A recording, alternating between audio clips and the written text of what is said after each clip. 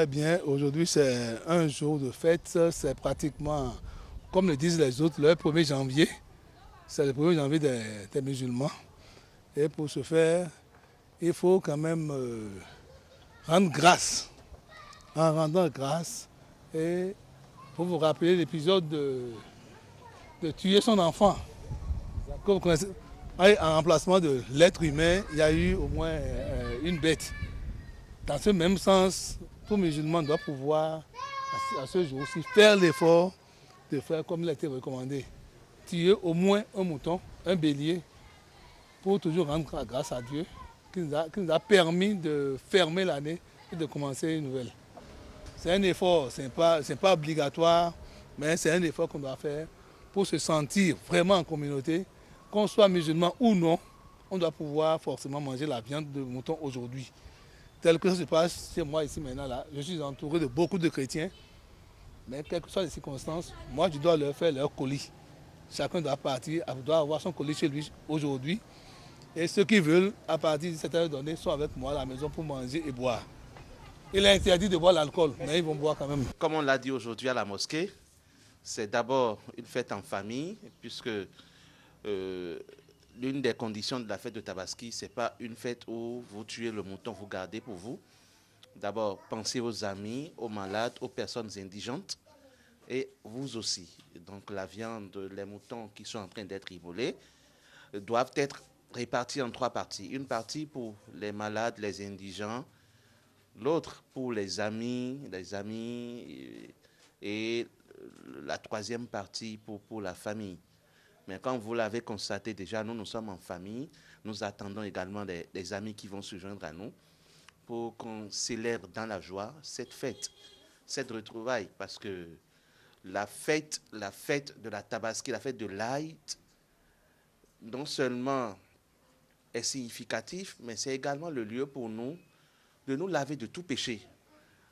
Parce que la même chose se fait à la Mecque, surtout pour les pèlerins qui sont là-bas actuellement.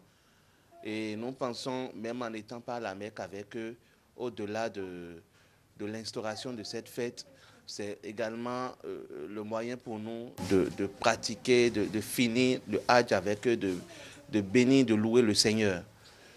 Et nous invitons les musulmans également à ne pas rester seulement chez eux. Parce que, comme on l'a dit à la mosquée ce matin, au-delà de la fête en famille, il faut visiter les amis, les autres membres de votre communauté pour partager la joie de cette fête avec eux. Ce n'est pas forcément ceux que vous connaissez, ce n'est pas seulement à eux que vous envoyez la viande. Il y a des amis, j'ai dit, il y a les malades dans les hôpitaux, il y a les prisonniers également. Donc, avant la préparation même, nous envoyons aux voisins immédiats, qui ne sont même pas amis avec nous, une partie de la viande, tous les voisins qui nous entourent. Également, des amis qui sont carrément loin de nous, qui ne peuvent pas venir se rendre chez nous. Et parfois, les malades. Et on n'est pas tenu de connaître la personne. Et également même, je pense que c'est même là le sens. Quand vous donnez, quand vous offrez, quand vous partagez la joie de la fête avec un inconnu, nous pensons que Dieu agrée beaucoup plus votre prière. Donc il ne sert à rien de tuer des moutons dans la magasinée, dans le frigo, pensant que cette viande est à soi. C'est comme on a l'habitude de dire, il faut toujours partager, parce que c'est en partageant la joie autour de soi qu'on reçoit également le bonheur, la grâce de Dieu et la lumière éternelle. Vous savez, il ne sert à rien de s'endetter pour forcément aller acheter un mouton pour tuer pour la Tabaski. Parce que c'est une obligation, certes, mais c'est en fonction de vos moyens.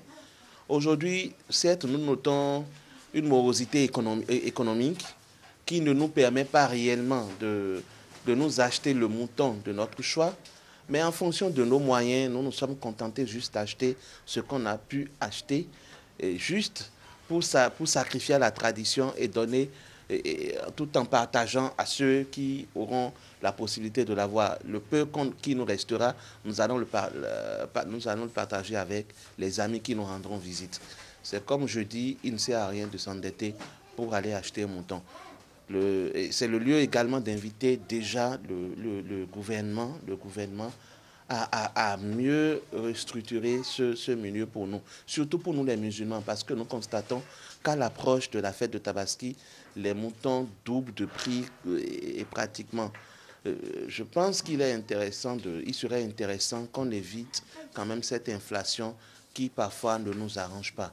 Et la seconde difficulté à laquelle nous avons été confrontés cette année, c'est la délocalisation du site de vente des paix, où on a eu du mal vraiment à nous retrouver avec les différents marchés de moutons. Et parfois, ça a été c'est à l'actif des uns et des autres. Et parfois, ça peut vous être désagréable parce que ça dépend de la proximité de votre résidence avec le lieu d'achat et tout. Et parfois, c'est pas aisé. Donc, nous demandons vraiment au gouvernement de penser également à cela, et tout en allégeant encore beaucoup plus nos conditions sociales pour permettre à tous les citoyens que nous sommes de toujours fêter dans la paix, dans l'allégresse et dans la joie. La Tabaski, c'est une fête qui émane de la tradition du père des prophètes, le prophète Abraham. Et c'est lui qui a commencé cette fête par le fait que son fils unique que Dieu lui a donné, le fils que Dieu a dit, qu'il a vu dans son rêve en train d'être immolé. Il a vu dans son rêve qu'il est en train d'immoler. Et il a appelé son fils pour le lui dire. Le fils, voilà, j'ai vu dans mon songe en train de t'immoler. Il a demandé à son fils, qu'est-ce qu'il a vu? Qu'est-ce qu'il en dit? Et le fils lui répond, dit, vraiment, mon père, fais ce que ton Seigneur t'a dit de faire. Donc c'est ainsi qu'il a pris le fils, il voulait l'immoler. Et puis Dieu, le Tout-Puissant, lui qui a la force sur toutes choses, il n'a pas voulu que l'enfant soit immolé. C'est ainsi qu'il a envoyé. Il a changé cet enfant, l'âme de cet enfant, par une bête. Et c'est la bête qui a été égorgée et puis en remplacement du fils qui devait être sacrifié. Voilà l'origine de la fête. Oui, tout ça émane de Dieu. C'est une grâce de Dieu. Pour cette année, nous avons, parce que la plupart a pu faire quelque chose en ce qui concerne la bête, les gens ont pu acheter, mais les prix étaient chers. Mais nous avons pu faire de notre mieux. L'appel que j'ai à lancer à l'endroit du gouvernement, c'est juste pour que le gouvernement prenne une partie de cette fête. Si le gouvernement pouvait subventionner une partie de cette fête, ça nous ferait beaucoup plaisir. Allez voir les grossistes qui nous importent ces bêtes, les 4 bêtes qui sont citées dans le Saint-Coran. S'ils pouvaient voir ces grossistes là où ils amènent ces bêtes et puis ils vont subventionner un peu, puis dire à la communauté musulmane, voilà, le prix est à tel. Si vous arrivez à trouver tel, voilà, le gouvernement va supporter une partie. Le peuple sera content. Cette année, ça n'a pas été totalement facile. Avec la récession, il y a un peu eu de difficultés à pouvoir acheter les bêtes. Mais on s'est débrouillé. Il y en a qui n'ont pas pu le faire. Il y en a qui ont pu le faire. Mais tout est par la grâce de Dieu. Tout a été fait par la grâce de Dieu. Et bon, ce n'est pas obligatoirement. Quand on n'a pas les moyens, on n'est pas obligé de le faire. Mais si vous avez les moyens, vous allez le faire. C'est une obligation. Mais si vous n'avez pas les moyens, il y en a qui n'arrivent pas à satisfaire. Bon, aller acheter le mouton ou le bœuf ou le cabri, il y en a qui n'ont pas ces moyens-là. Donc, ils n'arrivent pas. L'année prochaine, Dieu fera. Chacun pourra le faire. C'est parti de notre prophète Abraham. Au moment où il devrait sacrifier, n'est-ce pas, son enfant du nom de Ismaël. Donc, il était déjà prêt à l'immoler lorsque Dieu a remplacé son enfant par un bélier. Vous voyez, donc c'est une recommandation d'Allah. C'est Allah qui l'a recommandé. Et si n'eût été le remplacement d'Ismaël par le bélier, c'est que tout le monde allait sacrifier son enfant chaque jour de Tabaski. Donc voilà. Et lorsque vous le faites, tout en respectant, n'est-ce pas, les consignes de Dieu, donc après la prière, quand vous finissez donc la prière, il dit, vous revenez à la maison, donc vous immolez le bélier et vous allez donc distribuer, vous donnez la viande à tout le monde, hein, tous ceux qui sont dans votre entourage, hein, que ce soit musulmans ou les non-musulmans, hein, ceux que vous connaissez, vous leur offrez. Donc c'est ça la fête de Tabaski. Le sens du partage est ancré dans l'islam. C'est ce que peut-être les gens ne savent pas. Si les gens avaient développé cette notion de partage, aujourd'hui, il n'y aurait pas une pauvreté qui gangrène l'humanité. En effet, même quand nous prenons la fête de Ramadan, 2-3 jours avant cette fête, il est recommandé, n'est-ce pas, de faire ce qu'on appelle la zakat. Donc déjà, il y a le sens de partage. Vous voyez, vous prélevez de votre bien, hein, ou bien, si c'est le manger que vous avez, c'est-à-dire les céréales, tout ce que vous avez, vous par le nombre d'enfants que vous avez, ou bien les charges, les têtes, les âmes qui sont sous vos mains, vous comptez le nombre et vous essayez donc de prendre cette quantité-là que vous donnez aux plus pauvres, aux plus malheureux. Ceux qui ont de la peine à manger, vous leur offrez. Que ce soit musulmans ou non musulmans, vous leur donnez. Ça, c'est le premier sens du partage. Le second sens du partage, lorsque, par exemple, vous avez les biens, hein, en banque ou je ne sais où, et chaque année, 1 an après, vous devez, n'est-ce pas, prélever de vos biens là, que ce soit l'argent, que ce soit de l'or, du diamant. Vous devez donc prélever de vos biens là une quantité donnée et donner aux pauvres. Ça, c'est une exigence divine. Voilà, en le faisant, c'est sûr qu'à côté, il y a des pauvres, des gens qui pour manger ont de soucis, des gens qui n'ont pas l'argent pour se vêtir ou bien pour se nourrir. Ils ont besoin d'argent et lorsque les plus riches, n'est-ce pas, respectent à cette notion de partage, de zakat, d'aumône, vous verrez que le monde n'aura même pas besoin de tendre la main disons, aux pays dits les pays avancés. Entre nous-mêmes, nous allons régler nos problèmes. Et lorsque vous ne donnez pas, quand vous avez par exemple les biens, vous avez les biens, et que vous refusez, vous vous abstenez de prélever ce qui est recommandé, c'est que c'est Dieu lui-même, il attend un temps, il vient avec sa main puissante, et il enfonce dans votre poche, il enlève.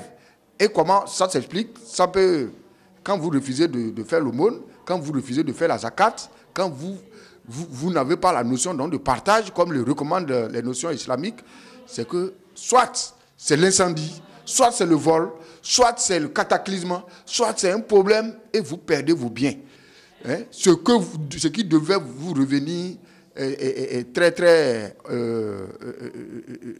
légalement, vous perdez tout. C'est pourquoi l'islam recommande, n'est-ce pas, la notion de partage. Les musulmans, c'est de bien véhiculer la notion de l'islam. La notion de l'islam parce que jusqu'à présent, les gens ne savent pas que le Tout-Puissant, c'est un miséricordieux. Ar-Rahman, il est miséricordieux. Que tu sois musulman ou non musulman, nous devons vivre en symbiose. On doit s'entendre.